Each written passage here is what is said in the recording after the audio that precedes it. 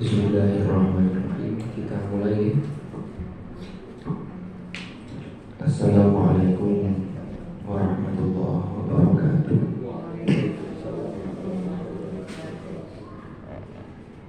Alhamdulillahirabbil alamin. Wa bihi nasta'in ala umuri dunya waddin. Wassalatu wassalamu ala asyrafil anbiya wal mursalin Sayyidina Muhammadin wa ala alihi wa sahbihi ajma'in. Amma ba'd. Bapak-bapak, ibu-ibu,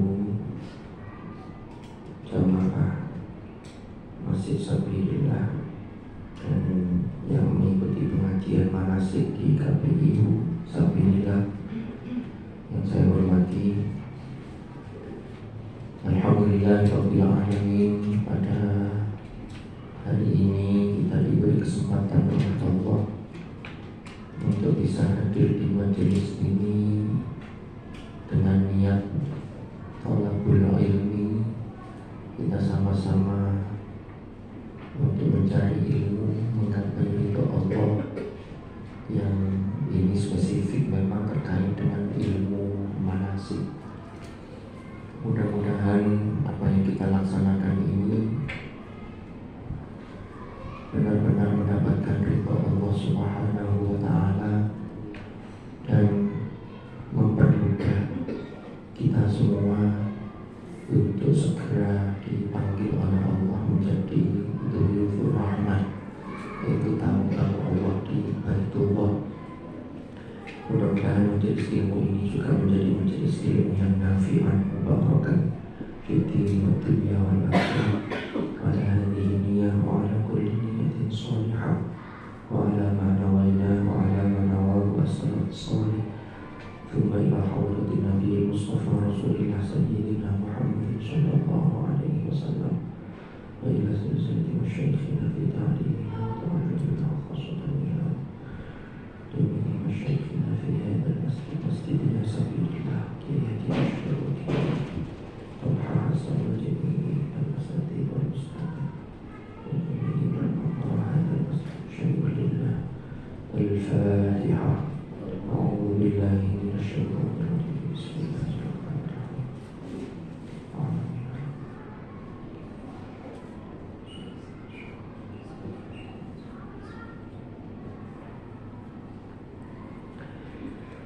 Para bapak, para ibu hadirin dan hadirat rahimakumullah.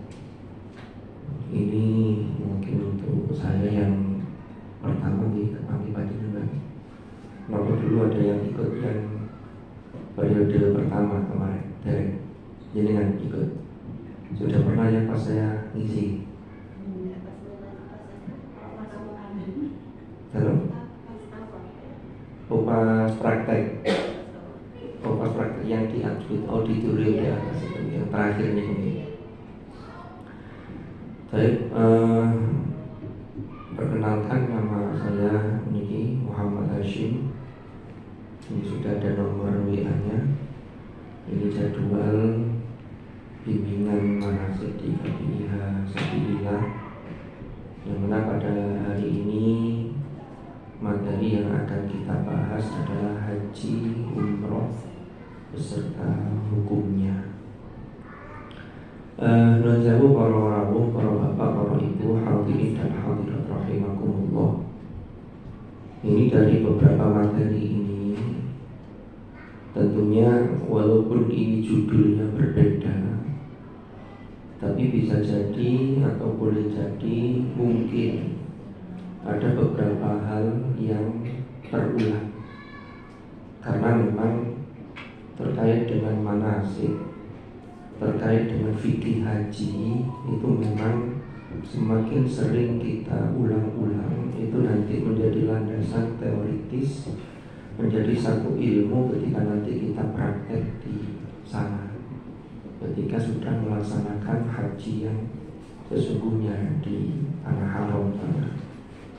Jadi kalau ada yang terulang itu di hal yang biasa, nanti begini dan seterusnya. Karena nanti ilmu teoritis ini itu akan lebih menguat kalau nanti kita sudah langsung praktek plus nanti praktek yang aslinya ketika kita sudah melaksanakan haji. Di antara yang rawuh ini wonten yang sudah pernah ndak haji? Sampun. Ya, jenengan? Ya. Nek umroh sampun nggih. Umroh sampun, haji yang dereng nggih, masih antri. Kira-kira tahun pinten? Tahun ngaji.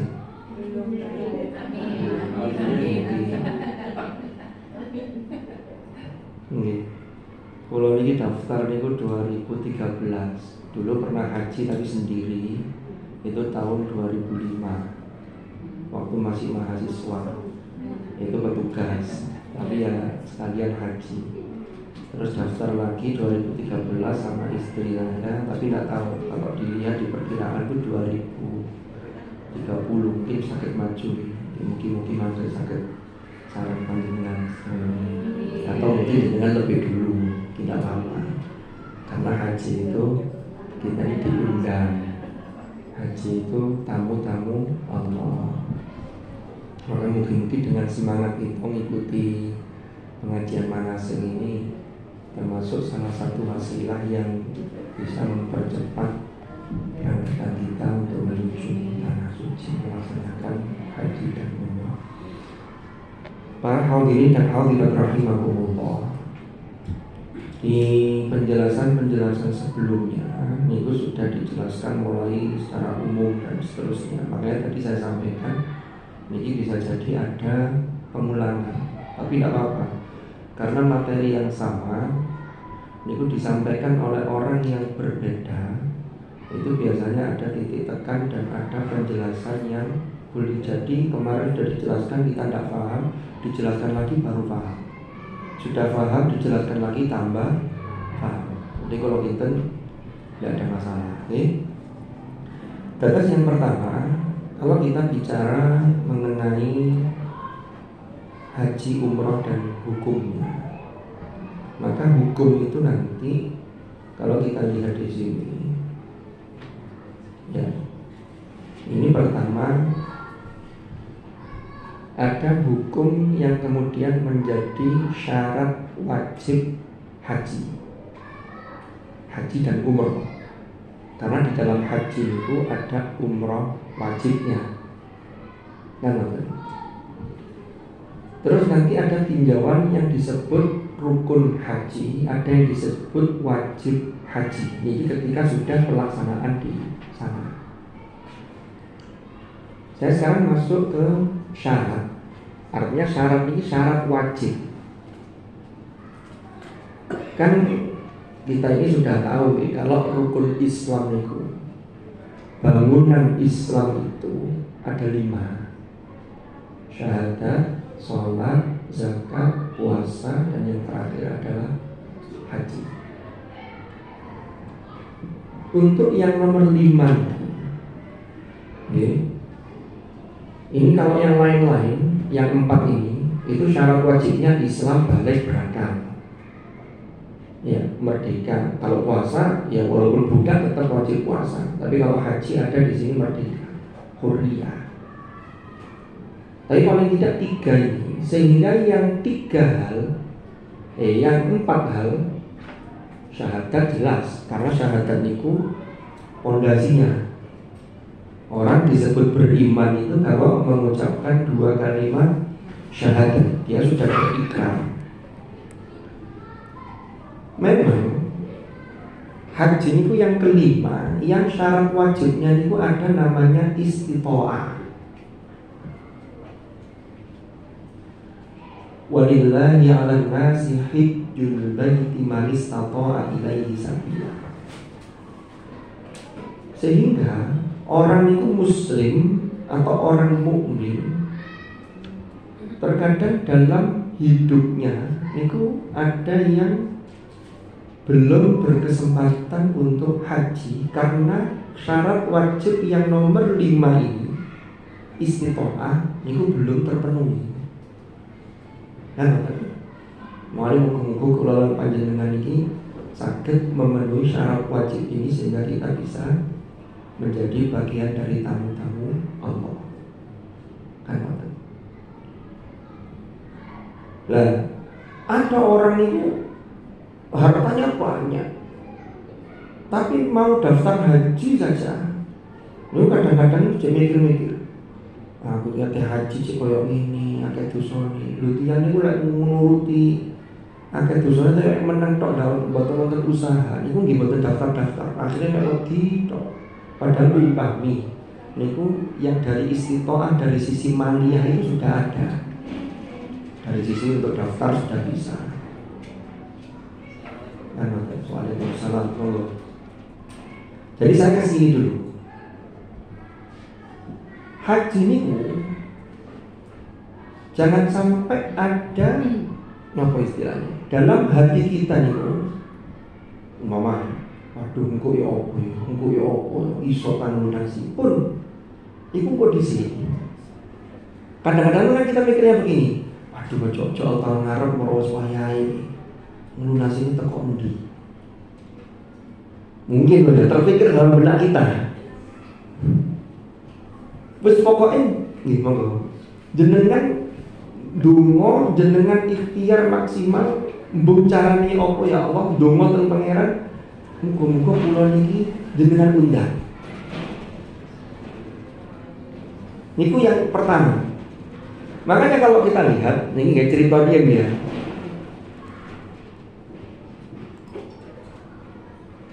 Ini, kalau kita lihat ayat kewajiban ibadah haji, walaupun ada manis tato ilaihi sabila, niku mulai napa? Walillahi 'alan nas.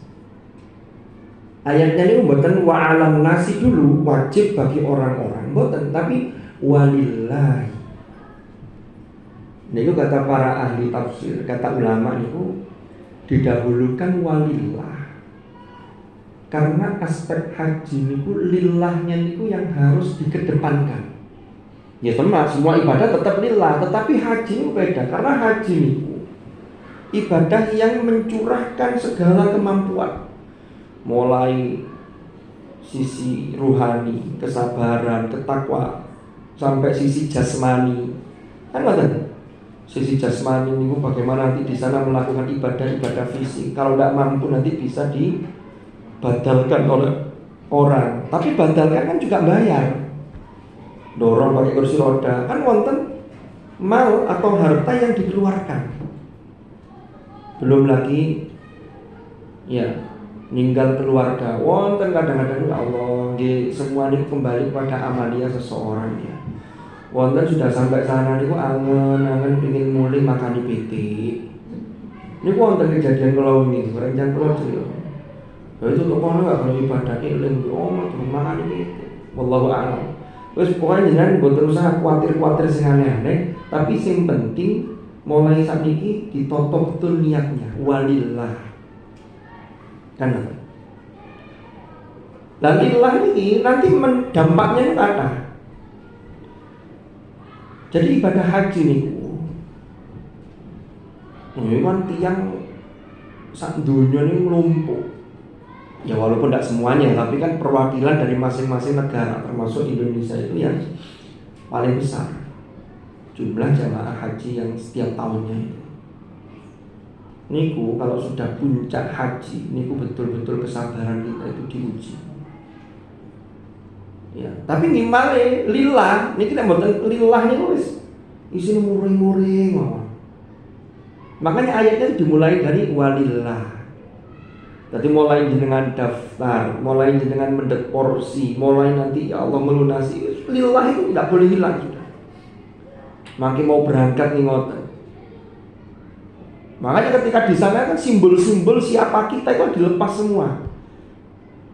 Labbaik Allahumma umratan nawaitul hajja kan gitu wa ahramtu lillah dan seterusnya niat ihram gitu. Ini kan semua atribut kita lepas. Dengan kita ini siapa, mau pejabat, mau orang biasa, lepas. Karena niki setelah niat ihram itu kemudian ada kesunahan bahkan sejak berangkat, tapi kemudian disunahkan memperbanyak baca talbiyah. Talbiyah ini kalau kita renungkan kan labbaik Allahumma labbaik labbaik la syarika laka labbaik. Terus ditegaskan innal hamda sesungguhnya segala puji wan ni'mata dan aneka nikmat ya laka wal mulk ya, dan juga segala kerajaan dan kekuasaan itu hanya milikmu ya Allah. La syarikalah, tidak ada sekutu bagimu. Orang ini yang membuat status kita berbeda kan 3 hal. Ujian, karena kita punya kelebihan entah dari sisi ilmu, entah dari sisi harta, sehingga status sosial di masyarakat itu meningkat. Sehingga orang kadang-kadang ketika dipuji itu lupa diri. Itu semua dilepas ketika di sana. Makanya lillah tadi, walillahi alan nas hijjul baiti man istata'a ilaihi sabila. Wan ni'mata, anugerah, nikmat. Ya, Allah itu memberikan nikmat itu banyak, tidak terhitung. Cuman manusia itu seringkali melihat nikmat itu lebih pada sisi-sisi yang nampak, yang materi. Wah, oh my God, gede, sobuki, begitu. Jabatan, anaknya sukses, semua begitu. Lalu orangnya yang dengar itu, yang dipuji itu merasa bangga, merasa besar, merasa ini hasil jerih payah saya. Allahnya dilupakan. Nah itu ketika haji dilepas semua itu. Innal hamda wan ni'mata wal mulk laka. Aslinya begitu. Cuma kan susunannya di balik laka wal mulka laka aidon. Jadi begini. Sama dengan kekuasaan, kerajaan, kekuasaan, kewenangan itu juga seringkali membuat sekat-sekat dalam kehidupan sosial kita. Itu dilepas. Makanya kalau kita lihat pertama dari hukum, kalau tadi kan kita bicara mengenai syarat wajib haji, Islam, balik, berakal, merdeka, dan satu lagi istitoah. Nah nanti istitoah itu penjelasannya luas. Istitoah ini yang bagaimana, itu nanti ada penjelasan tersendiri. Ini ada beberapa keutamaan ibadah haji yang bisa kita akses. Jadi memang kita ini kan hidup di dunia ini itu sesungguhnya tidak lain adalah ibtigha amardhatillah, dan kita ini di dunia ini ladang amal kita untuk akhirat kita. Itu keyakinan yang harus tertanam dalam jiwa orang mukmin. Karena hidup tidak hanya di sini. Ini beda dengan orang-orang di luar Islam atau di dunia barat ya, yang hidup itu dikira hanya di sini, setelah itu ya selesai. Makanya ketika mereka pulang itu apapun yang dimiliki itu ikut serta dibawa, termasuk pakaian yang terbaik dipakai. Jadi kalau di luar Islam itu orang meninggal itu biayanya besar. Itu kalau dikremasi terus di apalagi proses itu ya berapa juta, itu ratusan juta itu. Jadi kalau orang Islam itu simpel ya, wafat terus dianjurkan sodako dengan niat sodako untuk mayit. Kalau tidak mampu ya tidak kan begitu. Tapi untuk yang bersangkutan yang meninggal kan hanya beberapa lapis kain putih, kapas, kapur barus, dan seterusnya lah perangkat-perangkatnya ini. Jadi sebenarnya tidak pernah. Kalau orang di luar sana itu kalau meninggal itu minta ke pondok kata. Jadi yang ditinggal itu harus siap. Nanti ada yang paling murah itu apa gitu paket-paketnya, tidak tahu, saya juga tidak paham. Nah kembali ke materi ini gua. Terus ini para. Yang pertama, haji kan kita ini di hidup di bumi, hidup di dunia ini. Ad-dunya mazra'atul akhirah. Oleh Allah diberi perangkat ibadah mahdhah. Ibadah mahdhah niku adalah ibadah yang tata caranya sudah ditentukan. Ada yang tempatnya bisa di mana-mana, yang penting memenuhi syarat. Tapi jumlah atau bentuk ibadahnya sudah ditentukan. Contohnya apa? Sholat dengan bisa di masjid lebih afdol, bisa di musola dekat rumah, bisa di rumah juga bisa. Yang penting syaratnya terpenuhi. Tempat harus suci dari najis, yang melakukan harus suci dari hadas, kan begitu. Tapi sholatnya menghadap kiblat, semua wajib menghadap kiblat, nggak bisa diubah. Ada ibadah mahdhah itu yang waktunya ditentukan, tata caranya ditentukan. Puasa mulai dari terbitnya fajar sampai tenggelamnya matahari, nggak boleh dirubah. Kita puasanya habis maghrib aja sampai subuh, nanti subuh ganti buka menurut saya. Haji dan umroh ini termasuk ibadah mahdhah yang kalau haji tempat dan waktunya sudah ditentukan. Kalau umroh yang kategori umroh sunnah, tempatnya sudah ditentukan, tapi waktunya bebas. Tapi kalau haji, rangkaian haji itu harus ada pada bulan-bulan haji. Al-hajju asyhurum ma'lumat.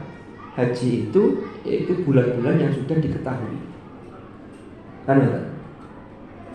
Ini mungkin kemarin sudah diceritakan nih sama Ustaz Afim terkait dengan sejarah haji. Sampun nggih di materi yang lalu ya. Jadi memang haji ini syariat yang lama. Itu dimulai dari Nabiullah Ibrahim bersama Nabiullah Ismail alaihi salam.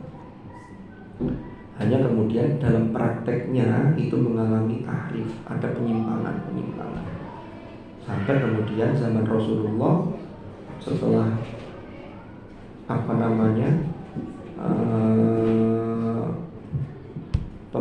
pembersihan di mana sekitar Ka'bah itu, maka kemudian Rasulullah melaksanakan haji. Jadi syariatnya sama melakukannya. Syariatnya ini tahun ke-6 Hijriah, tapi kemudian tidak jadi. Kemudian baru dilaksanakan setelah jamaah haji yang pertama dipimpin Abu Bakar itu melaksanakan, kemudian tahun berikutnya baru Rasulullah. Jadi Rasulullah haji ini sepisan itu, yang kemudian disebut haji Hajjatul Wada, yaitu haji perpisahan.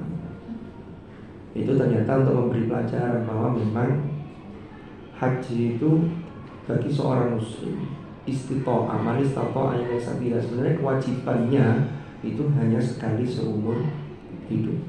Makanya kalau sudah sah haji terus berangkat lagi haji itu biasanya nanti mungkin dulu orang tuanya sudah niat haji, sudah nyelengi, tapi kemudian kabundut, maka diniati untuk membatalkan orang tuanya.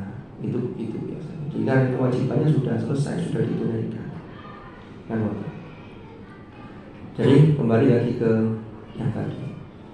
Jadi ibadah niku itu memang diperintahkan Allah sebagai pembuktian terkait keimanan kita. Sholat itu memang inti. Tetapi kalau orang sholat itu tidak membutuhkan biaya yang banyak. Terus pokoknya awalnya suci dari atas, tempatnya suci dari najis, nutup aurat, ya kan, dengan sholat. Lah haji ini karena tadi dia adalah ibadah yang sifatnya komprehensif. Maka ini termasuk dimotivasi oleh Hadratul Rasul Sallallahu Alaihi Wasallam. Ini beliau pernah ditanya, lamma su'ila an ayyil amali afdal. Kemudian Rasulullah menjawab, imanun billahi wa rasuli. Ya, amal yang paling afdal ya iman kepada Allah dan Rasulnya. Ini karena memang ketika itu kondisinya masih banyak orang-orang yang memang belum masuk Islam. Maka pertama yang menjadi landasan itu adalah orang mau iman dulu. Kemudian dijawab lagi, tanya lagi ke Rasulullah, qila tsumma madza? Qala al-jihadu fi sabilillah. Dalam konteks ketika itu jihad itu adalah mempertahankan Islam ketika Islam itu diserang oleh musuh-musuh Islam, dan itu bentuknya, konteksnya ketika itu adalah perang secara fisik. Ya, itu zaman Rasulullah. Karena nanti ada jihad maknanya bukan makna urfi, tapi jihad secara umum. Kita pokoknya berusaha dalam ketaatan kepada Allah. Setelah kita tahu ilmunya, kita laksanakan. Itu juga bagian dari jihad dalam kehidupan kita, termasuk jihad melawan hawa nafsu. Qila tsumma madza? Kemudian tanya lagi Rasulullah, terus apa lagi ya Rasulullah amal yang paling afdal? Hajjun mabrur, yaitu haji yang mabrur. haji yang prosesnya baik, mulai dari awal harta yang diperoleh untuk istitoah itu juga baik, dari yang halal yang thayyib, proses pelaksanaannya terpenuhi semua rukun dan wajibnya, tidak melanggar, ya kan? Faman faradha fihinnal hajja fala rafatha wala fusuqa wala jidala fil hajj. Tidak fasik, tidak berbuat kerusakan, dan tidak berbuat jidal, maka insya Allah hajinya haji yang mabrur. Jadi yang disifati mabrur itu hajinya. Allahumma ja'al hajjana hajjan mabrura. Makanya saya kadang-kadang itu ada orang yang membuat tasyakuran mau berangkat haji, minta doa walimatus safar itu, kemudian semoga menjadi haji yang mabrur dan mabrurah, karena istrinya ikut haji. Itu sebenarnya yang tepat, yang lebih tepat itu bukan mabrurah, tapi semoga haji keduanya menjadi haji yang mabrur, karena yang disifati mabrur itu hajinya. Jadi sifat hajinya ini loh, bukan orangnya. Beda dengan anak laki-laki solih, anak perempuan solihah, ini benten. Bisa dipahami ya? Jadi hajjun mabrur. Terus ada lagi, afdhalul a'mali indallahi imanun la syakka fihi wa jihadun la ghulula fihi wa hajjun mabrur. Nah ini sama, hampir sama. Senada atau maknanya sama. Jadi menunjukkan bahwa keafdalan haji itu luar biasa.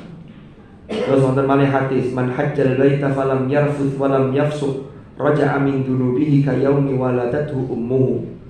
Barang siapa yang berhaji, kemudian dia tadi itu hajinya bagus dan predikatnya dia mendapatkan predikat haji yang mabrur karena lam yarfuth walam yafsuq, tidak berkata kotor, tidak berbuat rafal, tidak berbuat keji, tidak berbuat kefasikan. Ya, maka dia ini pulang itu dosanya bersih seperti orang yang baru lahir dari rahim ibunya. Makanya orang pulang haji itu kita minta doanya. Kita doa karena kita kan tidak tahu kan kita orang ini hajinya mabrur atau tidak, itu yang tahu hanya Allah. Tetapi husnudzon, jangan kemudian jenengan atau kita ziarah haji kemudian kau gak minta doa, wong paling gak mabrur, mboten angsal. Kita menuduh suudzon itu mboten angsal. Karena haji yang mabrur itu umpama ada orang yang berangkat walaupun nun sewu dapat iso ngaji, tapi ketika haji itu total. Haji itu kan bentuk kepasrahan total. Lho wong jenengan tawaf mboten maca napa-napa ya boleh, cuma kan eman gitu. Makanya kata para ulama kemudian terus gak iso maca apa-apa, maca Rabbana atina fid dunya hasanah. Mosok Rabbana atina gak iso kan kenemenen. Tapi kalau mau ya pakai, biasanya ada sekarang kan sudah banyak teknologinya nih. Ada yang langsung pakai HP itu tinggal dengarkan pakai headset, kita tinggal nirukan. Kalau dulu belum ada teknologi kayak begitu, itu kan tetap sekarang katanya masih diberi yang doa-doa yang dikalungkan itu. Cuman kan kadang desaan go mocone ribet. Pas roto tunggu tutup 5 golek gimana gak mari-mari ya. Nah itu ada sekarang teknologinya, itu tinggal kita muter sudah doa-doa putaran keberapa doanya ini. Wah.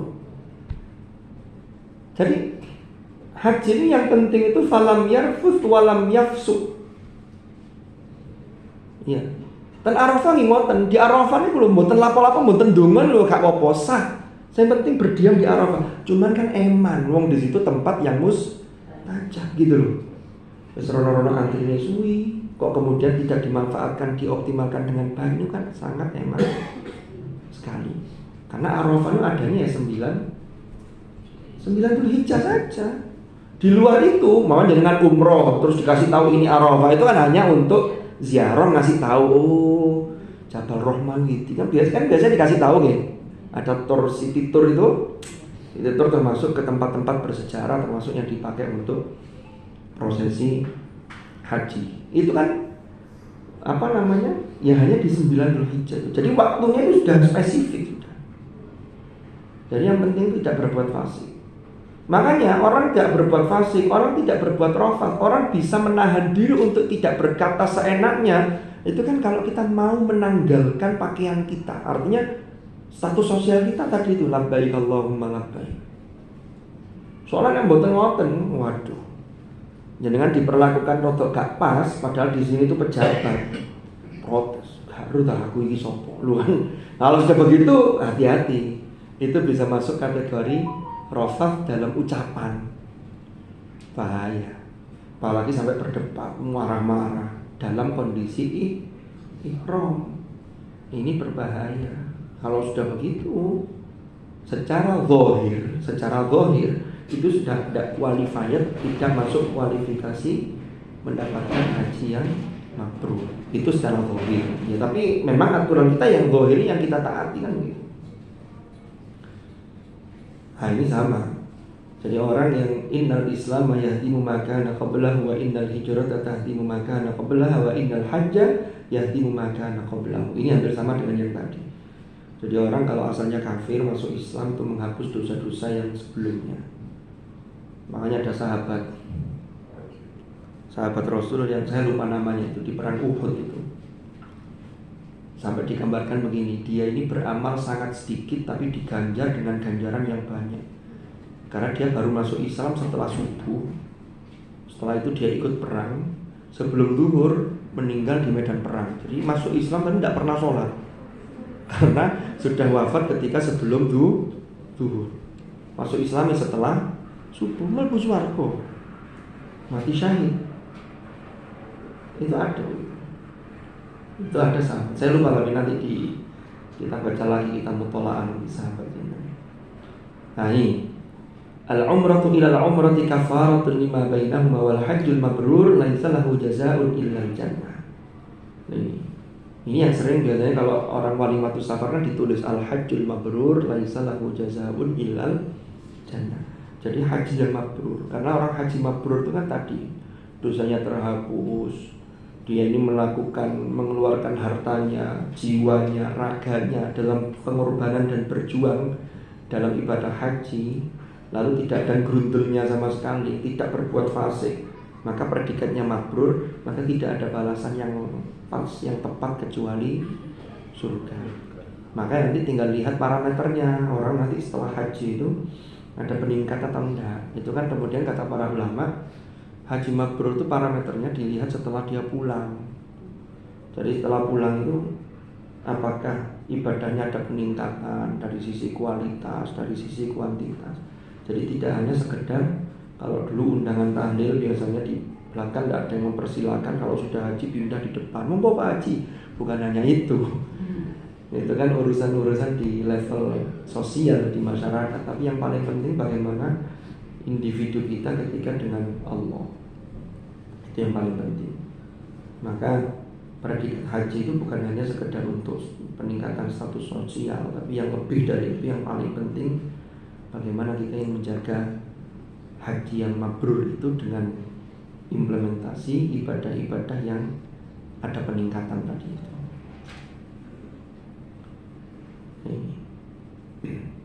Terus ini haji di zaman itu. Ini karena ketika itu Mekah dan Madinah itu kan ya tidak seperti dari sini ke Mekah ya. Jadi ada seorang datangi Rasulullah, kemudian mengatakan, saya ini lemah, sudah tua, saya ini lemah, tidak bisa ikut jihad dalam konteks ketika itu ya. Maka jawab Rasulullah, ya ayo, ada jihad yang tidak berat dan tidak sulit, yaitu haji. Yang penting kata kuncinya itu syukur dan sabar. Itu dua hal yang pernah dipakai oleh Ibrahim bin Adham, itu salah seorang sufi. Kemudian Sayyidah Aisyah menyatakan atau pernah bertanya kepada Rasulullah, ya Rasulullah, taruh jihad afdal al-amali afala nujahid. Ya, jihad itu kan paling afdal, itu amal yang paling afdal di zaman. Ya, terus Sayyidah Aisyah tuh iri, pengen ikut berperang bersama sahabat-sahabat yang lain. Jawab Rasulullah, ternyata lakinna afdal jihad hajjun mabrur. Nah ini termasuk motivasi bahwa haji itu terkait dengan istitoah ini. Kenapa kita ini berusaha? Karena memang fadilahnya ini luar biasa. Al-Hujjaj wal Umar wafdullah in da'auhu ajabahu wa in istaghfaruhu ghafara lahu. Nah ini sama. Jadi jamaah haji dan umrah itu kalau mereka berdoa itu dikabulkan, dan kalau mereka mohon ampun akan diampuni. Nah ini yang terakhir ini. Insyaallah ini. An-nafaqatu fil haji kan nafaqati fi sabilillah ad-dirhamu bisa do'imi ati-dhi'fi. Biaya haji itu sama dengan infak untuk jihad fi sabilillah. Itu balasannya 700 kali lipat. Jadi kalau jenengan sekarang kan biaya haji itu, jenengan kan sudah porsi, dulu porsi 25, sekarang sudah naik katanya nih. Porsi 25. Kemudian nunggu sekian tahun. Ya. Itu kan ketika nanti pelunasan, walaupun ada kenaikan, itu kan tetap ada istilahnya itu apa ya? Apa istilahnya? Ada subsidi yang dari tabungan jenengan itu ada berapa gitu loh. Itu ada nanti mungkin kalau mau berangkat itu sudah dijelaskan oleh Kemenang gitu. Jadi jenengan waktu saya jero-jero mikir, wah duit 20 juta biar tak tabung saya itu sudah disami. Waktu saya jero-jero. Ini wes ada badan yang mengurusi kita untuk haji. Kembali lagi walillah. Orang itu kalau lillah maka jangan dikedepankan suudzonnya. Aku bayar apa mana wis wae wis. Yang penting tetap ada penjelasan, tetap rasional, tetap ya sudah. Kalau ada yang mohon maaf yang bermain dengan dana yang ada, itu sudah urusannya dia dengan Allah. Ya. Kecuali kalau panjenengan itu memang bertugas untuk itu, umpama sebagai lembaga legislator, sebagai lembaga DPR legislatif ya. Kemudian jadi pansus menyelidiki, ya monggo karena memang sudah tugasnya. Tapi kalau kita sebagai jamaah ya sudah. Terus pokoknya ketentuannya sakmi ini, karena haji itu tidak bisa kalau berangkat sendiri-sendiri ya visanya tidak keluar. Jangan ngurusi sendiri ke kedutaan ya tidak keluar visanya. Karena itu harus antar negara itu. Terus penentuan kuota itu kan kebijakan dari Saudi, kemudian terkait antar negara. Negara itu siapa? Ya rakyat ini, kemudian umat ini diwakili oleh pemerintah yang sedang memegang amanah-amanah itu. Jadi ini terkait dengan kewajiban tadi itu. Sebentar.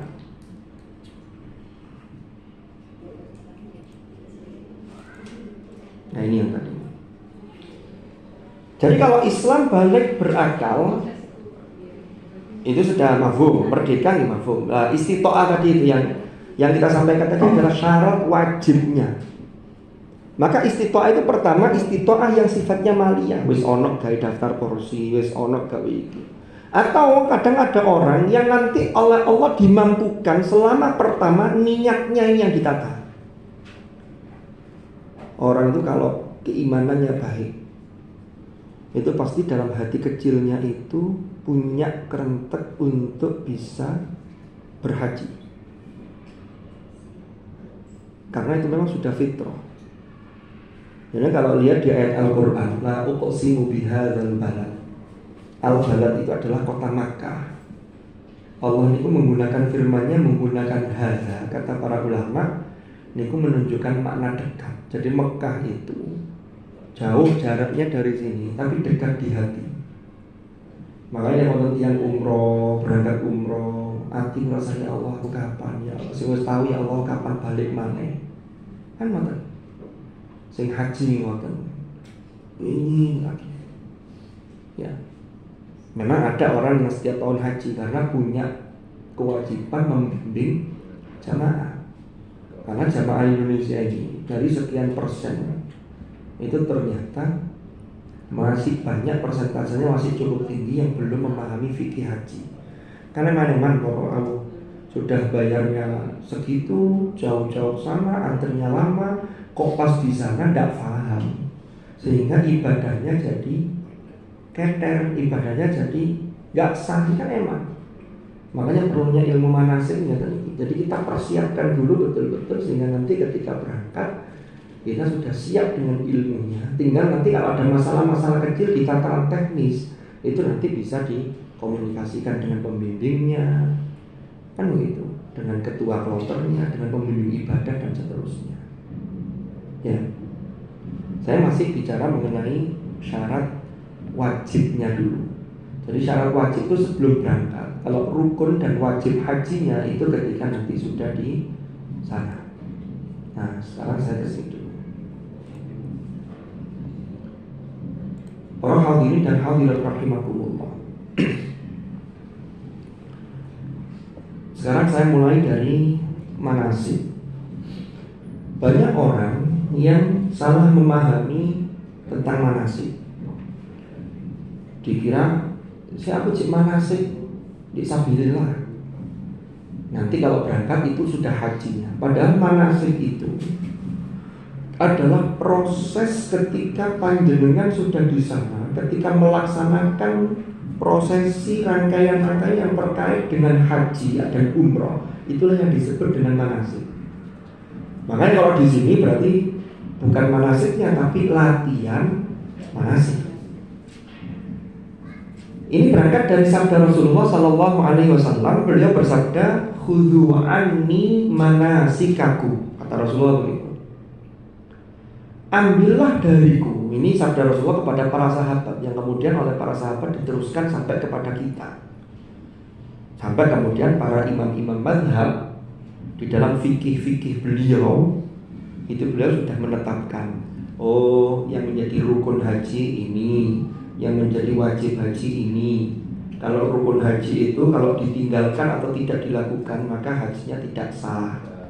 Tapi kalau wajib tidak dilakukan maka dia harus bayar dan kan begitu. Jadi ada perbedaan. Manasik ketika Rasulullah dawuh khudhu anni manasikakum, ini memang manasik ini sebuah perjalanan ruhiyah atau ruhaniyah itu yang menyenangkan. Artinya menyenangkan itu membuat jiwa ini lega. Ini kalau betul-betul serius kita melakukannya. Tapi lah niatnya, mohon maaf ya, niatnya kayak berangkat sudah tidak pas. Aku berangkat lah kok mulai jadi kaji. Wong-wong cek ngerti aku wis kaji. Antri ini, omane kaji ini sembayang larang ini. Kan sekarang ada yang antrinya hanya 4 tahun, ada yang tidak pakai antri, ada furoda, ada apa lagi. Ada yang bayarnya sampai 500 juta. Begitu pulang nanti, enggak aku lagi cerita nang wong luwih gaya timbangannya haji reguler. Ini berarti niatnya wis gak pas ini. Enggak aku lagi cerita. Kalau ini haji nopo kok saged cepet berangkat? Oh, saya ini loh. Saya berangkat sama istri saya, anak saya 5. Itu satu orang 500 juta. Lali ono sudah innal hamda wa ni'matan laka wal mulk la syarika lak. Begitu pulang lali. Hati-hati. Karena memang begini biasanya kan berangkat itu niatnya belum betul-betul klik gitu loh. Ini adalah kunjungan spiritual yang mulia. Ya, kan tadi sudah disampaikan, mungkin kemarin juga sudah disinggung. Jadi dulu itu pertama syariat haji itu disampaikan kepada Nabi Ibrahim alaihissalam. Dalam surah Al-Hajj Allah berfirman, wa adzim fin nasi bil hajji yatuka rijalan wa ala kulli dhamirin yatina min kulli fajjin amik. Gitu. Allah bertitah kepada Nabi Ibrahim. Ya Ibrahim, wa adzim fin nas. Serulah pada manusia bil hajj untuk menunaikan ibadah haji. Karena yang meninggikan bangunan Ka'bah itu Nabi Ibrahim. Jadi Ka'bah itu Pororangu itu bangunan berbentuk kubus. Karena Ka'bah itu maknanya kan kubus. Dulu katanya sudah didirikan oleh Nabi Adam. Apabila ada riwayat yang mengatakan itu dulu sudah dibangun oleh malaikat. Tapi ada pendapat yang mengatakan itu zaman Nabi Adam. Karena itu menjadi pusat. Lalu kemudian kena banjir pada masa Nabi Nuh. Ini bangunan ini tertimbun.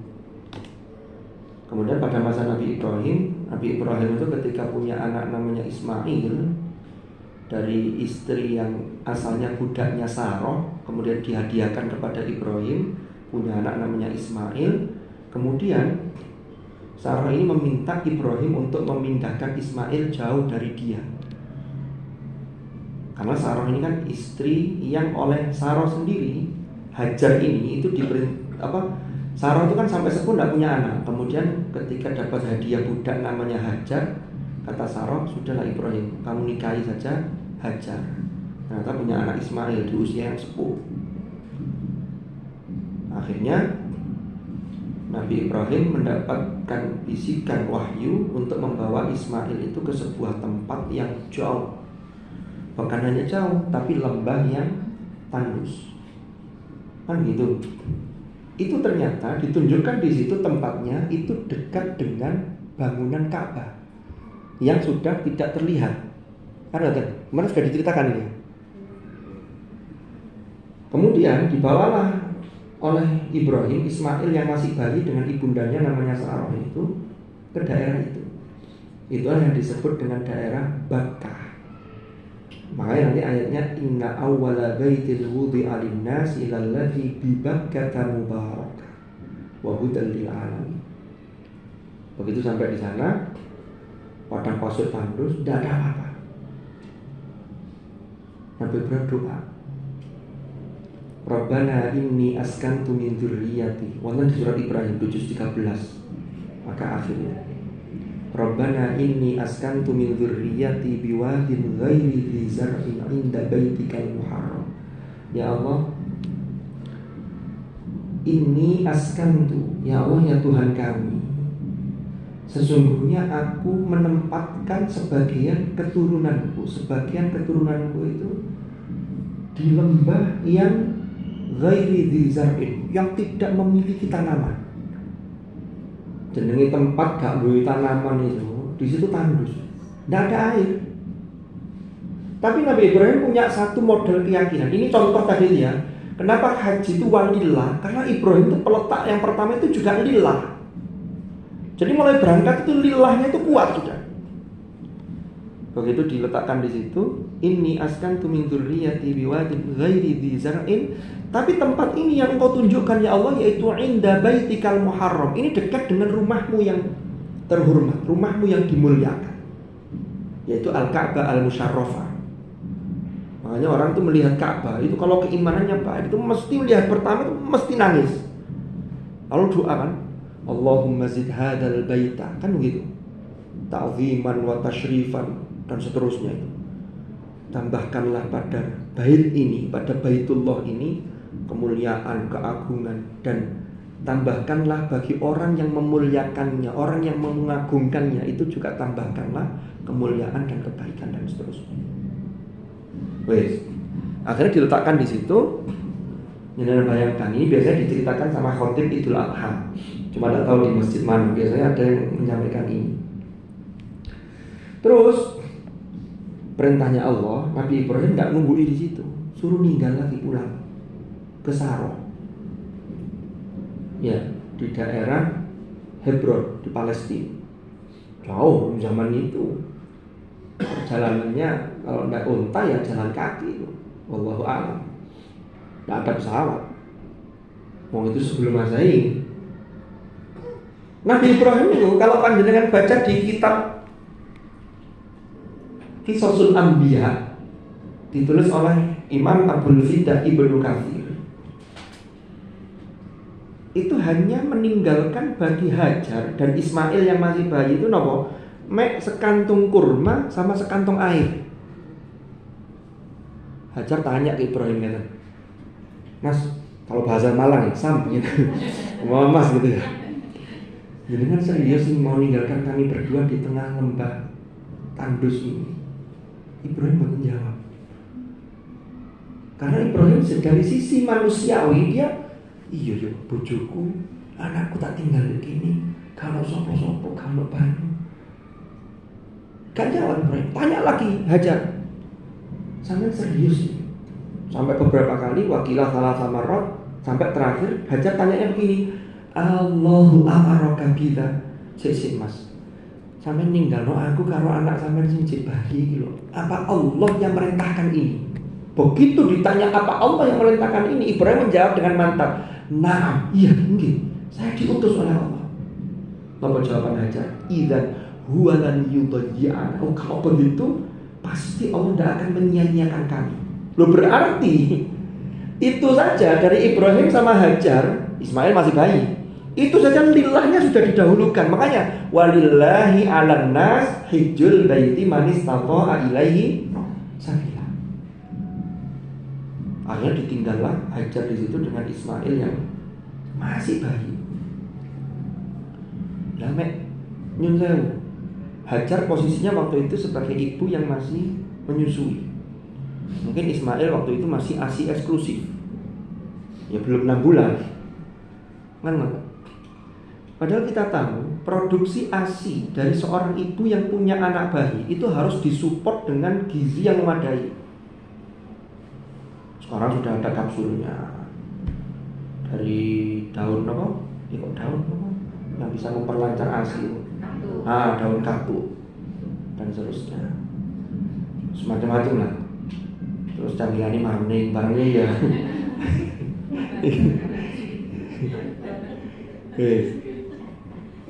Nah ini mboten marning ka ono, daun katuk ka ono, wong ini garing semua nih. Ya namanya tinggalan yang hanya sekantong kurma sama air tadi habis. Begitu habis, Masya Allah, air susu tidak keluar, ASI tidak keluar. Ismail jenenge arek bayi, luwe, ya nangis. Apa yang terjadi? Di sini kemudian Hajar itu melihat ke arah sana, naik ke atas bukit namanya Sofa. Dia kayaknya ada air di sana. Dia lari lagi ke sana. Sampai 7 kali. Itulah yang kita napaktilasi dengan sa'i. Nanti ada maknanya itu sa'i itu. Itu kan napaktilas yang dilakukan. Nah kemudian singkat cerita, ketika Ismail sudah agak dewasa, kan itu kemudian barokahnya ikhtiar yang dipadukan dengan kebersihan jiwa dan landasan lillah, Allah berikan jalan keluar yang tidak pernah masuk dalam hitungan manusiawi. Tidak ada rasionalisasinya. Apa itu? Muncul air Zam-Zam yang tidak pernah kering sampai hari ini. Zam-Zam itu setelah diteliti itu Masya Allah luar biasa kandungannya. Itu barokahnya doa dari Hajar. Zam-Zam itu kan dari kata-katanya Hajar. Jadi ketika air itu terpancar, wasilahnya kena jejakan kakinya Ismail, kemudian setelah 7 kali bolak-balik tadi itu keluar air, Hajar kaget dan takjub sambil bersyukur. Dia berdoa, Zam-Zam, Zam-Zam. Apa itu? Air itu kalau keluar di padang pasir, ya dikhawatirkan karena kena terik yang sangat panas, ini air menguap karena saking panasnya dan melebar dan tinggi, garing gitu kan. Hajar doanya apa? Ngumpul. Jadi airnya itu biar terkumpul, biar tidak kering, agar bisa untuk konsumsinya dia dan Ismail. Sehingga berada di padang pasir ada support terkait dengan nutrisi yang masuk, yaitu air. Ternyata doa Zam-Zam itu tidak hanya airnya yang terkumpul, tapi kandungan di dalam Zam-Zam itu luar biasa. Dan itu sudah diteliti melalui laboratorium. Makanya Zam-Zam itu disimpan tahunan, itu nggak akan lumutan. Kalau ada yang protes, kenapa kok lumutan? Itu bukan gara-gara Zam-Zamnya, karena Zam-Zam 2 di botol begini, minumnya di kopok. Itu yang dari lumutan itu bekas mulut jenengan itu orang. Akhirnya lumutan. Bahaya itu. Zam-Zam itu boten. Jadi manasik ini Allah mewajibkan. Ini kan napaktil Nabi Ibrahim tadi. Nabi Ibrahim kemudian ketika Ismail sudah agak besar, ini ada perintah untuk meninggikan bangunan Ka'bah. Wa idh yarfa'u Ibrahimul qawa'ida minal baiti wa Ismail. Lagi-lagi doanya apa? Rabbana taqabbal minna. Loh, lillah kan ini. Kalau jenengan sudah niat haji, maka nanti doanya setelah menunaikan haji, kau usah perhitungan. Haji bondonya berangkat sami oleh-oleh piro. Wah, sami ya Allah. Apalagi tradisi-tradisi beberapa daerah kan ada ya. Yang gak kenal sejarah haji, pewarani ya Allah. Kalau di Malang apa gitu? Oh sama. Ya sama kebales dia yang ngono. Enggak biar.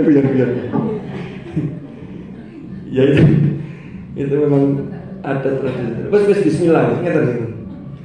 Lah wes mari kita menunaikan Rabbana taqabbal minna. Dongoe, ya Allah, terimalah persembahan dari kami. Terus ngoten mawon. Enggak usah perhitungan teman-teman. Enggak usah dikalkulasi. Ya kalkulasi tetap secara rasional, tapi aja kemudian jangkrik di hati. Akhirnya mari-mari. Wonten mawon insyaallah barokah. Rabbana taqabbal minna innaka antas samiul alim. Nabi Ibrahim meninggalkan. Setelah bangunan Ka'bah itu mulai ini, itulah kemudian perintah haji kepada Ibrahim. Wa adzim fil masjid, serulah manusia itu menunaikan haji. Jadi di sekitar Ka'bah itu karena sudah ada sumber air, maka sudah mulai termasuk kabilah Jurhum itu mulai tinggal di situ. Sampai Ismail kemudian menikah dengan putri dari salah satu anak dari kabilah Jurhum itu, kemudian sampai beranak pinak. Itulah nanti dalam kajian bahasa Arab klasik namanya Al-Arab Al-Musta'ribah. Bangsa Arab Musta'ribah namanya. Itu ada nanti sejarahnya sendiri. Kalau saya cerita itu nanti kepanjangan. Saya fokusnya ke haji tadi. Makanya ketika itu Nabi Ibrahim diperintah untuk menyeru melakukan haji. Nabi Ibrahim tanya kepada Allah. Ini dijelaskan oleh Ibnu Athiyah dalam At-Tafsirul Wajiz. Ya Allah, saya diperintah menyeru siapa? Yang Islam itu yang sudah mau bertauhid, mau beriman kepada Engkau. Itu tidak banyak, hanya saya, istri saya, anak saya. Kan gitu. Apa kata Allah? Wes ini tugasmu itu mek siji, menyeru. Setelah itu tugas saya. Makanya dari situ, itulah yang kemudian Nabi Ibrahim naik ke Jabal Qubais. Jabal Qubais itu sebuah bukit kecil itu di depan Ka'bah, depan Masjidil Haram. Itu kalau sekarang, saya tidak tahu ya, update terakhir saya ke sana umroh 2014, sudah 10 tahun yang lalu, harus ke sana lagi, belum. Itu di depannya mungkin jangan yang umroh baru beberapa tahun terakhir, itu di sekitar Haram sini, kalau sini ke arah Jam itu, yang lurusnya Babus Salam, itu kan ada deretan bangunan tinggi, itu kan istananya raja. Nah, Jabal Qubais itu dulu di situ. Kemudian di situ dibangun istana raja. Jadi Jabal Qubais itu bukan gunung yang tinggi, ya gunung di sana itu gunung batu ya. Tapi itu agak bukit lah. Nabi Ibrahim diperintah naik ke situ kemudian menyeru kepada manusia untuk menunaikan ibadah haji. Makanya di sini kemudian para ulama, berarti ketika Allah menyatakan tugasmu Ibrahim menyeru atau mengundang, nanti selanjutnya bagian saya. Makanya orang haji itu lagi-lagi itu adalah tamu Allah dan itu panggilan. Moga-moga yang belum itu betul-betul tasik nututi bisa ke sana sebelum Allah memanggil kita secara hakiki, sebelum Allah mewafatkan kita. Jadi kita berkesempatan menjadi tamu-tamu. Gitu terus dungo kan. Nah ini orang kalau sudah diundang sebagai duyufur rahman, itu sebenarnya diajak untuk melakukan satu wisata rohani. Ya ini ibadah, tapi rohani kita itu di rohah. Jadi ada apa istilahnya tasliyah yang kemudian itu harus kita mengambil hikmah. Makanya di sini ini untuk mengisi ruang hati dan melengkapi sisi nalar. Karena nanti banyak hikmah-hikmah yang terkandung di balik manasik haji dan umroh yang kita lakukan. Yakin orang itu kalau setelah haji umroh dia bisa mengambil hikmah, itu pasti pulang ada peningkatan dan ada perbedaan dengan sebelum haji. Banyak orang yang menulis tentang ini. Ada namanya Ali Syariati, ada namanya siapa lagi, ilmuwan-ilmuwan muslim itu yang meneliti dan mengkaji bagaimana haji itu dari berbagai perspektifnya. Nah, sekarang kita mulai ihram. Haji itu dimulai dari miqat. Nanti pekan depan kita menjelaskan secara spesifik miqat, baik miqat makani atau miqat zamani. Ini Allah sudah menetapkan tempat-tempat yang secara syarak itu untuk dijadikan tempat miqat untuk mengambil mikot ihram. Kalau orang sudah ihram itu kan dari ahrama yuhrimu ihraman. Apa artinya? Mengharamkan. Takbiratul ihram itu takbir yang mengharamkan. Mengharamkan apa? Jadi kan kalau sudah takbiratul ihram, sebelum takbiratul ihram omong-omongan sih oleh, tapi kalau sudah takbiratul ihram nggak boleh. Lagi omong-omongan batal salatnya, nggak sah. Makan nggak boleh, ngemut permen nggak oleh. Ustaz takbiratul ihram sih ngemut permen. Enak timbang nganggur, ngenteni tarawih, ngomong dosa-dosa, nggak ada isi-isi pasar salatnya. Ihram. Lah ihram itu kalau sudah niat, ya, maka segala sesuatu yang dilarang ketika ihram itu tidak boleh dilakukan. Kalau dilanggar dengan sengaja, tidak sah. Ya, kalau dilanggar tidak sengaja, tapi nanti ada urutannya itu. Ada yang kena dam. Dan nanti ada bagiannya, nanti ada penjelasan tersendiri. Ada dam itu namanya dam nusuk, ada namanya dam isa'ah, ada namanya dam kifar. Itu nanti ada pembagiannya lagi. Nah ihram itu tadi itu termasuk melepaskan segala status yang kita bawa. Yang laki-laki tidak boleh memakai pakaian yang berjahit. Jadi dua helai pakaian untuk atasan dan bawahan. Termasuk tidak boleh, mohon maaf, mengenakan celana dalam. Makanya ada larangan yang lain. Tidak boleh fusuk, tidak boleh rofas. Rofas itu termasuk rofas yang dalam hal perbuatan itu melakukan hubungan suami istri. Padahal dengan suami istri yang sah itu tidak boleh kalau ihram. Sama suami istri yang saja tidak boleh, apalagi yang bukan suami istri. Na'udzubillah. Ya jelas dosa besar. Dan itu batal.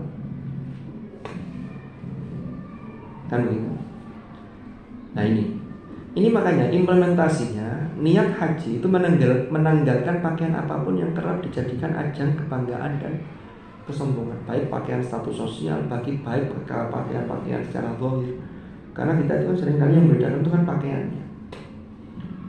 Seragam ini, oh yang pakai seragam minggir. Ya. Nah kalau ada KBIH yang kemudian ketika berangkat rombongannya bikin seragam, ya tidak apa-apa, tapi itu bukan dipakai ketika ihram. Kalau ihram kan sama semua.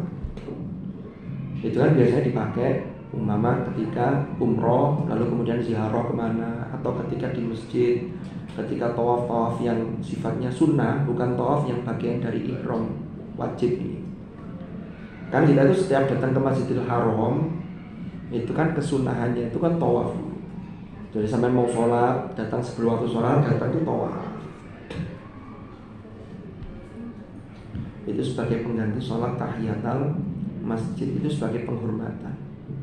Nah kalau di sana sholat sunnah berapapun dan kapanpun boleh, sholat sunnah mutlak itu, jadi tidak ada larangan. Nah mari asar sholat sunnah, tidak apa-apa. Itu khusus di Masjidil Haram. Jadi Allah membuka rahmatnya luar biasa, sudah pahalanya dilipat gandakan berapa ribu di Masjidil Haram? 100.000 kali lipat. Itu fadilah loh ya, jangan dihitung saklek. Nanti kalau dihitung saklek, aku mari sholat sami ini haramnya harus mulai gak usah sholat mani, bukan wajib ya, tetap wajib dengan sholat di sini. Jadi fadilahnya itu setara dengan orang sholat sekian kali. Sama kayak orang puasa Ramadan ditambah 6 hari puasa di bulan Syawal, udah puasa setahun ini, tahun ngarep, berarti tahun ngarep gak usah puasa Ramadan, ya beda, bukan gitu. Nah ini, jadi pakaian putih bagi laki-lakinya belum tersentuh jahitan, bahkan lebih mirip kain kafan. Itu untuk mengingatkan kita al-audah ila taharatit tabi'ah. Jadi kita ini kembali kepada kesucian, kembali bahwa kita ini akan kembali kepada Allah. Makanya status apapun, kan kita itu menonjolkan status kita itu kan karena lupa bahwa kita itu akan kembali. Padahal kalau kembali pada Allah itu tidak ada yang bawa status kita. Yang kita bawa itu hanya amal ibadah yang kita laksanakan. Itu yang kita bawa sebagai modal. Sama apa yang kita tinggalkan, amal baik yang kemudian bermanfaat bagi orang lain, yang bisa mensupport amal kita di hadapan Allah. Nah, terus Ka'bah. Ka'bah itu simbol ketauhidan. Ada yang mengkritik orang-orang non-muslim, katanya begini, Ka'bah itu kan batu biasa, kan sama dengan orang membuat patung, kemudian patung itu disembah. Lek didelok toko materi watunya, batunya bisa jadi memang sama batu. Tapi bedanya apa? Bedanya kalau orang membuat patung berhala yang disembah itu dia bikin sendiri, disembah dewi. Kalau Ka'bah itu bukan disembah, tapi Allah yang menetapkan agar Ka'bah itu menjadi pusat, ya. Tapi yang disembah tetap Allah, tapi ada sebagai pusat. Itu sama kayak dulu ketika Allah menciptakan Nabi Adam. Wa idh qulna lil malaikati isjudu li Adama, sujudlah kepada Adam. Itu maksudnya sujudnya nyembahnya Allah, tapi Adam sebagai pusat. Ketika itu iblis salah paham. Tapi salah pahamnya karena kesombongan dia. Dia melihat Adam ini sombong, dia tekok lemah, saya dari api kan lebih mulia saya. Maka dia mengatakan ana khairum min. Kan begitu. Jadi bukan nyembah Adam, tapi Allah lah yang disembah, tapi Ka'bahnya yang dijadikan oleh Allah sebagai pusat. Kan begitu. Maka disebut Baitullah. Baitullah jangan dipahami secara literal. Rumah Allah berarti Allah punya rumah. Boten. Maksudnya rumah Allah itu rumah, sebuah tempat yang itu disebut Al-Bait Al-Atiq. Ini rumah ini sangat lama sekali karena dibangun pada zaman Nabi Adam, ditinggikan zaman Nabi Ibrahim, dan itu dihormati dari generasi ke generasi. Itu rumah yang sangat lama. Di situ banyak disebut nama Allah. Orang kalau di sana itu ya mesti yang diingat itu ya Allah. Karena ini ritualnya saja, ya, secara zahir itu sudah mengingatkan orang pada kembali pada Allah. Dalilnya mana? Ja'alallahul ka'batal baital harama qiyaman linnas. Ya, Allah itu menjadikan Ka'bah itu tempat berkumpulnya manusia. Berkumpul apa? Berkumpul secara zahir. Setiap tahun ada namanya haji. Dan berkumpul dalam arti menghadap. Itu menghadapnya kepada Ka'bah. Kalau yang berada di tidak kelihatan langsung Ka'bahnya, maka yang penting jihadul Ka'bah, bukan ainul Ka'bah. Tapi kalau di Masjidil Haram di dalam, maka ainul Ka'bah. Makanya sholatnya kan muter karena menghadap langsung ke Ka'bah. Nanti yang di luar, dia yang menghadap ke arahnya sana. Syatrul Masjidil Haram. Jadi area syatrul. Kembali lagi ke materi. Jadi jangan sampai kita ini terkecoh oleh tuduhan-tuduhan seperti yang mereka orang-orang di luar Islam yang melontarkan kayak tadi. Jadi beda, ya. Jadi beda antara Ka'bah yang Allah sendiri yang menetapkan, ya, dengan berhala yang dibikin sendiri oleh manusia kemudian dijadikan wasilah atau disembah. Ini beda, konteksnya berbeda. Secara fisik, nah ini penjelasannya ini. Secara fisik loh ya, tidak ada yang istimewa. Ini watu biasa watu. Ini bangunan persegi, terbuat dari batu hitam yang keras, disusun dengan sederhana. Terus ada kapur putih yang tengah-tengah itu untuk menutup celah-celahnya. Ya, tidak ada arsitektur yang luar biasa. Itu secara zahir. Ya, di dalamnya juga tidak ada makom, tidak ada kuburan. Ada orang yang salah paham, makom Ibrahim dikira kuburannya Nabi Ibrahim dekat Ka'bah, padahal itu bukan makam kuburan, tapi makom itu tempat berdiri, kan begitu. Jadi Nabi Ibrahim itu berdiri di atas batu ketika meninggikan bangunan Ka'bah, yang batu itu ada telapak kakinya Nabi Ibrahim. Sekarang dikurungi, dilapisi emas. Itu jejak sejarah secara otentik, dan itu tidak bisa dibohongi, ada bukti arkeologisnya. Makanya dulu, ini cerita sedikit nih. Ketika orang-orang ahlul kitab tidak mau menerima ajaran yang dibawa oleh Nabi Muhammad, ajaran Islam, Mereka protesnya kan begini, kita itu mengikuti Ibrahim itu Yahudi. Akhirnya didebat oleh Al-Quran, tidak masuk akal. Yahudi itu mulai kapan, Ibrahim mulai kapan? Makanya ayatnya turun, maka Ibrahimu Yahudiyya wala Nasraniyya walakin kana hanifan muslimah. Mereka tidak percaya. Mereka mengatakan Ibrahim dikira, padahal Yahudi itu kan Yehuda itu salah satu anaknya Nabi siapa? Nabi Yakub. Nabi Yakub itu siapa? Cucunya Nabi Ibrahim, dari putra yang bernama Nabi Ishak. Nabi Ishak, Nabi Yakub. Nabi Yakub punya 12 anak. Kan begitu. Mereka tidak mau. Akhirnya dibuktikan lah. Inna awwala baitin wudi'a lin-nas lalladzi bi Bakkah mubarakan wa hudan lil alamin. Fihi ayatum bayyinat maqamu Ibrahim. Di situ, di dalamnya, ya, di Mekah dekat Ka'bah itu ada tanda-tanda yang sangat jelas. Apa itu? Maqam Ibrahim. Ono watu sing dinggoni ngadegi Nabi Ibrahim. Itu bukti otentik. Kan begitu. Bahkan Waqilah dikatakan batu itu ketika dinaiki oleh Ibrahim, dia akan menyesuaikan.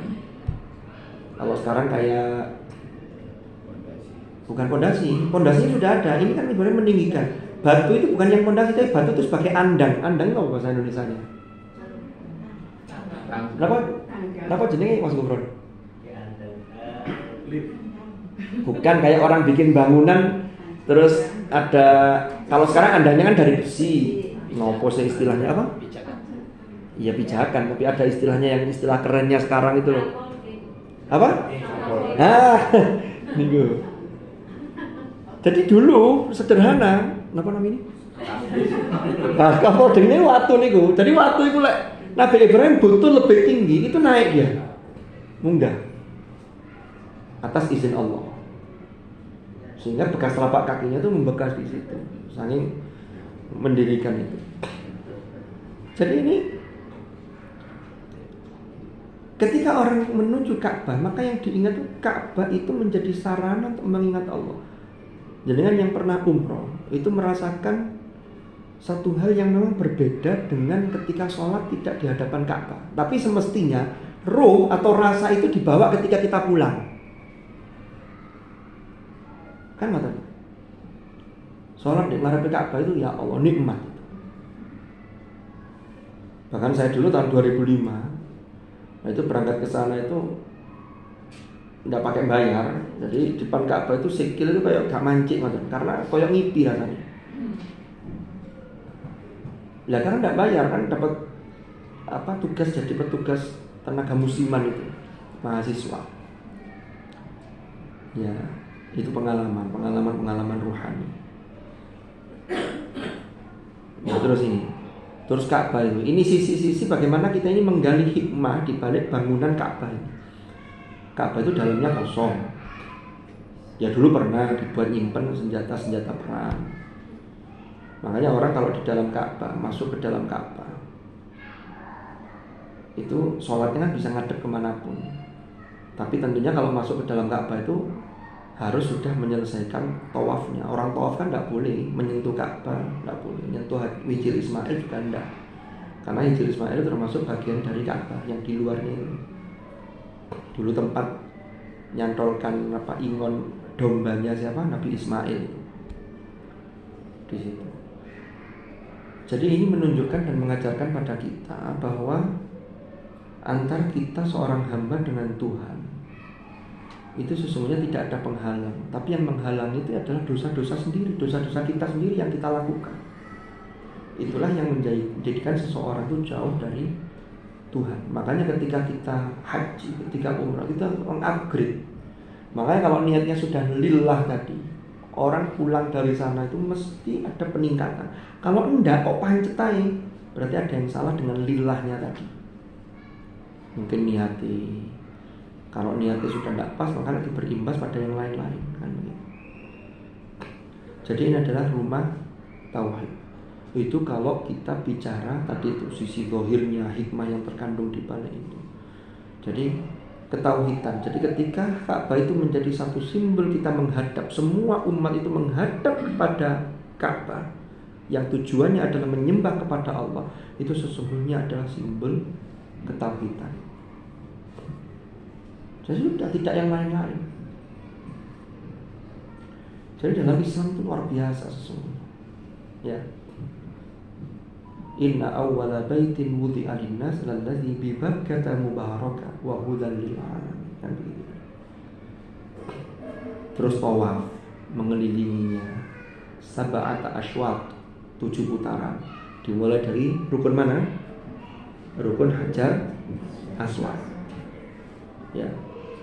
Terus kita melambaikan tangan sambil cium jauh. Bismillahirrahmanirrahim. Ini semacam kita ini mentautkan diri kita, mendaftarkan finger, jari-jari apa? Sidik jari yang ada dalam telapak tangan kita. Kan memang mencium Hajar Aswad, menyentuh itu kan disunahkan. Tetapi untuk menuju itu kan tidak boleh nyakiti orang lain. Dengan tidak boleh. Kemudian ada orang nawarkan jasa, bayar 300 real, nyium Hajar Aswad. Orang ini mengawal, dikawal depan. Kalau sampean bangga, aku berhasil nyium Hajar Aswad. Tapi sesungguhnya tidak dianjurkan yang model begitu. Karena kita melakukan apa tadi? Orang yang kita bayar ini akhirnya nyakiti orang lain. Kan ada nih jasa-jasa bayar ya, ada itu. Umroh juga ada itu, yang umroh orang nawari. Orang kita, tapi biasanya mukimin sana. Ada orang-orang tertentu. Kalau niatnya non saya, niatnya hanya untuk bangga-banggaan. Saya berhasil nyium Hajar Aswad. Untuk iki loh aku. Terus kayak opo? Lillahnya berarti masih belum pas, gitu loh. Kalau memang ditakdirkan, sama sudah ikhtiar dengan tidak menyakiti orang lain, kok berhasil mencium Hajar Aswad, maka syukurilah itu. Tapi kalau tidak memungkinkan, ya sudah. Ini finger kita, bahwa nanti Hajar Aswad itu kan batu-batu surga. Nanti di surga ini kita finger, berarti kita sudah dikenali. Iya, sama kayak kita fingerprint itu ya. Presensi kalau kita ngantor begitu kan, ada yang rekam wajah. Maka ini kalau memang dilihat secara fisik lagi-lagi ya kayak biasa, tapi kan ibadah itu, ta'abbud itu tidak bisa kita rasionalkan hanya fisik tok. Malah ini loh, itu ada contohnya dari Hadratur Rasul. Makanya Sayyidina Umar kan pernah mengatakan begini, Hajar Aswad sampean kan waktu biasa, aku ngerti lah sampean ini ya waktu. Seandainya Rasulullah tidak mengajarkan untuk menciummu, aku nggak bakal mencium. Itu maksudnya apa? Bukan berarti dia enggan, tapi dia sesungguhnya untuk menegaskan bahwa walaupun Hajar Aswad waktu tok, tapi jangan dirasionalisasi. Waktu gawe apa? Karena ini anjuran, karena ini ajaran, gitu loh. Tapi kalau tidak memungkinkan ya tadi itu. Jadi setiap kita melewati rukun Hajar Aswad sampai lurusnya itu kan dihitung 1, 2 kan begitu. Maka di situ finger sampai 7. Setelah 7 selesai, kita sholat 2 rakaat atau sholat sunnah ya setelah itu. Itu dalilnya wattakhidhu min maqami Ibrahim musalla. Kalau bisa dekat dengan maqam Ibrahim. Kalau tidak bisa ya yang penting di wilayah haram di situ, di dalam situ. Kalau pas tawafnya kebetulan di atas, ya sholat di atas juga tidak apa-apa, tidak harus turun dulu. Karena kan di dalam, di bawah kan mungkin yang lantai bawah itu kan sangat penuh. Apalagi ketika nanti 10 Dzulhijjah itu penuh sekali, orang banyak melakukan tawaf ifadah itu setelah wukuf Arafah. Jadi setelah malam jumrah Aqabah tanggal 10 Dzulhijjah. Nanti kita bahas runtutannya nih, ada pembahasannya tersendiri. Itu kan ada yang langsung hari itu juga ke haram untuk tawaf ifadah. Nah ini makanya di sini dikatakan sesungguhnya yang harus kita ambil pelajaran dalam makna-makna simbolis yang ada di balik apa yang kita lakukan. Maka di situ ada makna persaudaraan, al-ukhuwah al-insaniyah asyamilah, ada al-wahdah al-alamiyah al-jami'ah. Apa itu? Yaitu kesatuan dunia ini yang universal.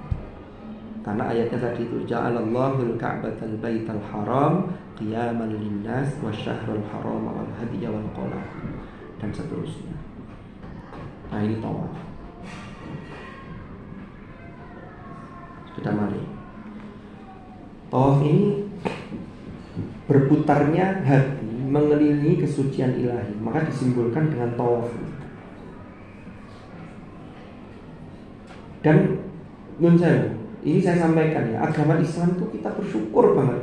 Maka kita ini berdoa, Allahumma ya muqallibal qulub tsabbit qalbi ala dinik, tsabbit qalbi ala ta'atik. Mudah-mudahan kita sampai akhir bisa membawa iman husnul khotimah. Islam itu agama yang universal.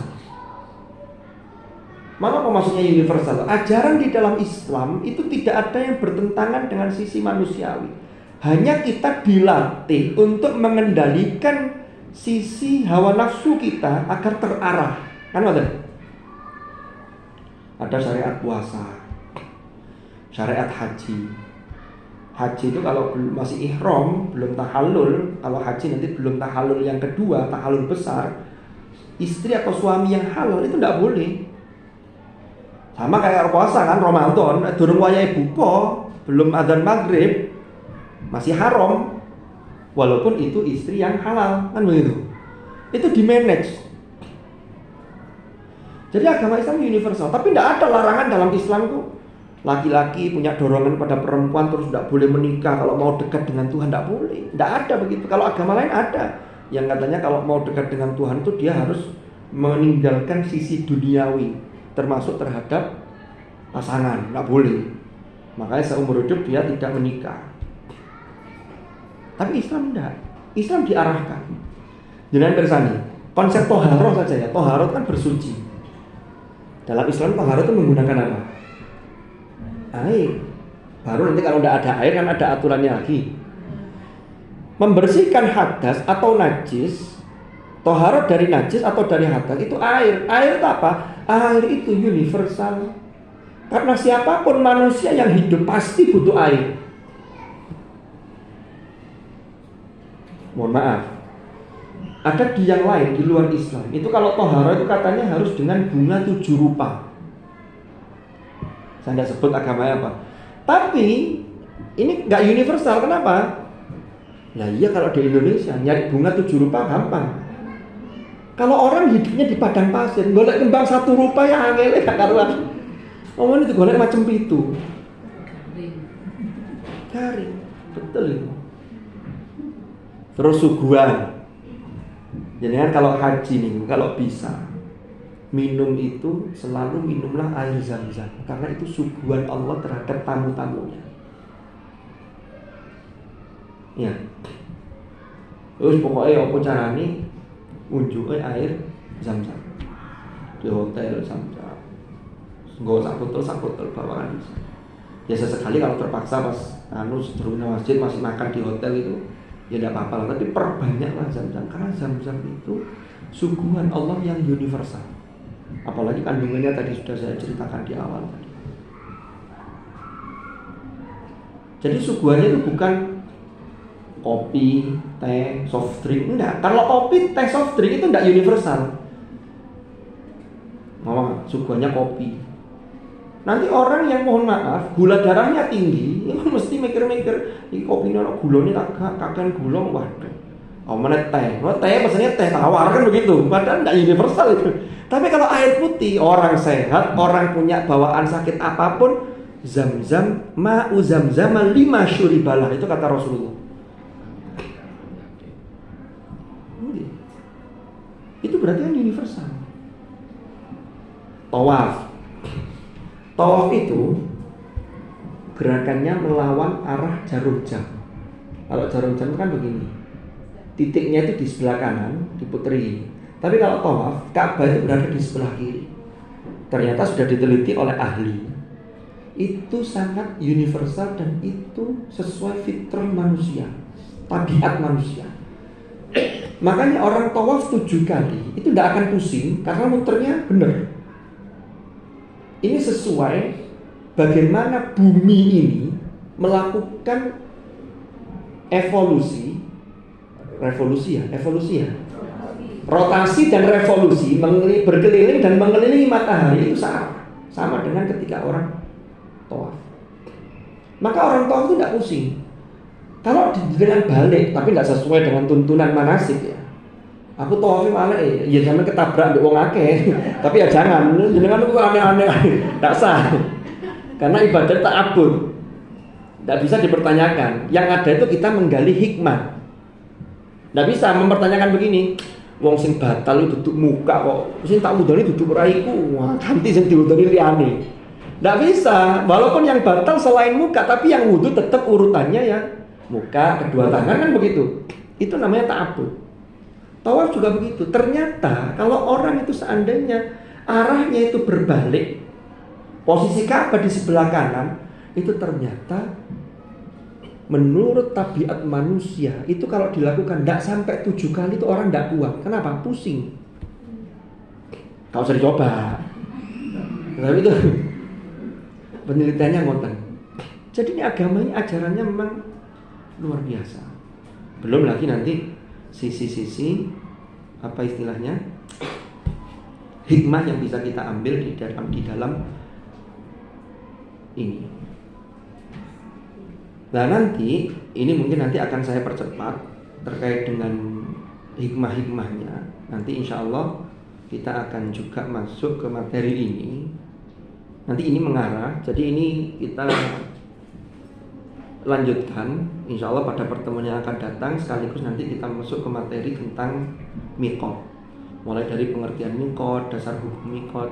Jadi ini tadi kalau kita bicara di sini, nanti untuk yang ini, yang hukum terkait dengan rukun, terkait dengan wajibnya, ini nanti ada pembahasan tersendiri. Itu nanti bisa jenengan lihat di sini. Nah ini kan ada, ya, wukuf di Arafah, tawaf dan sa'i, itu nanti penjelasan dari rukun, bagian dari rukun yang nanti akan dijelaskan di sini nanti dengan Kiai Anas Basori, dengan yang lain-lain nanti. Okay? Jadi nanti tugas kula insyaallah hari ini dengan kalau di jadwal ini, kalau tidak ada perubahan berarti nanti masih saya dengan panjenengan nanti pekan depan tanggal 2 November ini masih ada satu pertemuan lagi, nanti kita akan masuk ke bab tentang miqat. Oke? Mungkin itu yang bisa saya sampaikan. Sampai menjawab. Nggih, monggo. Itu masalah air zam-zam itu kalau dibuat mandi itu di mana di sana? Di Mekah sana. Boleh apa haram ya gimana? Nggih. Jadi kalau air zam-zam kalau dibuat mandi, maka ini harus dilihat dulu kondisinya. Air zam-zam itu biasanya kalau di sana itu kan disiapkan di tempat-tempat yang di model tremos-tremos yang di Haram, di Masjidil Haram sudah ada, di Masjidil Nabawi juga disiapkan. Itu kalau jenengan pakai yang di situ, maka tidak boleh karena itu diperuntukkan untuk minum. Kalau yang mengeluncur, nanti ada beberapa pendapat. Kalau kita langsung datang ke lokasi seperti di daerah Kudai, di Kudai, mungkin ada yang pernah ke sana. Di Kudai itu tempat penyaluran, di sana itu sumbernya besar. Umpama kita datang ke Kudai dan di sana mandi dengan air zam-zam, maka boleh. Kalau yang mengeluncur itu yang gimana biasanya? Ada yang dekat artinya begini. Nggih. Kalau aturan awal zam-zam itu bolehkah dipakai mandi, maka aturan awalnya ya boleh saja. Tetapi nanti kalau jenengan di situ kok kemudian semua dibolehkan, muncul madharat yang lain. Jenengan bawa ke hotel kan yo angel mau bak-bakan. Mau ember angel. Kan mandi itu butuh air banyak. Ya enggak apa-apa kalau hanya aqua, hanya grojoknya bismillah niat tabarruk. Ngalah barokah nih. Monggo. Ya Allah, saya grojok kepala saya ini dengan wasilah air zam-zam, mudah-mudahan ada pencerahan, utek kula gak gampang sumpek, ati kula gampang legowo. Boleh. Boleh. Cuma ini saya maksud tadi dalam arti mandi yang sesungguhnya. Lah kalau mandi yang sesungguhnya, kalau jenengan di tempat grojokan nanti yang lain kalau semuanya boleh mandi di sini, wah ini muncul madharat yang lain, bahaya. Karena Islam itu kan bagaimana madharat itu sekecil apapun itu dihilangkan, jangan sampai ada. Ad-dhararu yuzal, itu kaidahnya begitu. Dalilnya mana? Dalilnya adalah la dharara wa la dirara. Jadi orang itu tidak boleh menyulitkan atau membahayakan diri sendiri, apalagi juga membahayakan orang lain. Tapi kalau sekedar damel niku yang jenengan maksud ternyata mandi itu brojo, itu berarti bukan mandi, apa istilahnya? Membilas. boleh. Terakhir. Nggih. Satu lagi. Nggih. Kalau apa itu Bismillah ke mau tawaf itu kan harus gini dulu. Itu dicucuk atau dicium gini dulu baru gini atau gini dulu baru gini. Kalau yang ini gini dulu, finger dulu. Berarti Jadi gini, ke Hajar Aswadnya ini sudah mantul, kita hormat dengan kita cium begini. Jangan terus jalan. berarti nggak gini dulu. Nggih. Tidak. Nggih. Nggih. Matur nuwun. Nggih. Nggih, setunggal malih. Maka insyaallah pekan depan. Untuk tawaf itu kan mestinya ada doa-doa. Apakah bisa disisipkan suatu misal doa pikir atau dari awalnya itu subhanallah itu atau bagaimana Pak Ustaz? Boleh. Jangan mau senopo mawon boleh. Mau zikir dengan tambahi boleh. Jadi umpama doa yang ada di Kemenang itu kan adalah panduan bagi orang-orang yang tidak punya kosakata doa yang banyak. Jangan pakai panduan itu. Atau pakai tadi yang saya sampaikan pakai headset, dengarkan itu kalau kesulitan. Tapi kalau jenengan hafal banyak doa, hafal banyak zikir, mungkin hafal Quran sambil deres itu bagus. Alhamdulillah. Jenengan sambil deres satu putaran sambil deres. Sakit boleh. Monggo. Lho lek gak iso apa-apa meneng niku lho nggih sah. Tapi emang ngoten lho, makanya kita siapkan sebelum kita berangkat. Atau bisa disisipkan doanya untuk orang yang sakit. Boleh. Boleh. Anak keluarga. Boleh. Cuman yang enak, yang baik itu fokus ke zikir-zikir, baca Quran dan sebagainya. Nanti doa itu nanti setelah tawaf kan ada sholat dekat wattakhidhu min maqami Ibrahim musholla. Nanti setelah sholat itu dengan doa di situ sepanjang-panjangnya, sepuas-puasnya sambil nangis boleh. Itu lebih enak karena lebih fokus. Jadi ketika istilahnya ngeten, ketika tawaf itu dicas dulu. Nanti sudah selesai casnya penuh 7 putaran itu. Dumone mari itu dientek-entekno karena kita masih berada di tempat yang mustajab. Tapi kalaupun disisipkan dalam tawaf sambil hati jenengan ya Allah nyuwun ngeten boleh. Boleh. Ya. Cekap ini insyaallah kita lanjutkan pertemuan yang akan datang. Masih ada satu materi yaitu miqat haji, umroh dan memulai niat dan hukumnya insyaallah akan kita bahas di periode yang akan datang, di kesempatan yang akan datang. Mungkin panjenengan sehat walafiat, kita disuaikan barokah dan betul-betul bisa menjadi tamu Allah sesegera mungkin untuk bisa menunaikan ibadah haji dan umroh. Kurang lebih mohon maaf. Mudah-mudahan niat baik diijabah oleh Allah Subhanahu wa taala. Al-Fatihah.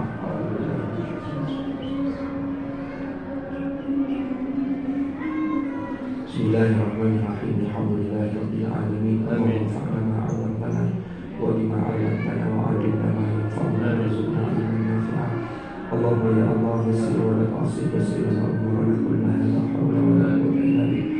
Allahumma ij'al ijtima'ana hadha ijtima'an marhuma وتفرقنا من بعده تفرقا معصوما ولا تجعل معنا وفينا شقيا ولا محروما برحمتك يا ارحم الراحمين وصلى الله على سيدنا محمد والحمد لله رب العالمين.